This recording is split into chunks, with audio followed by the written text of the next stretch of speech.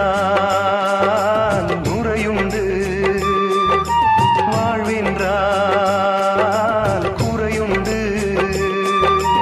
ஐப்பசி வந்தால் அடைமழை காலம், சிலராயுள் முழுதும் ஐப்பசி மாதம்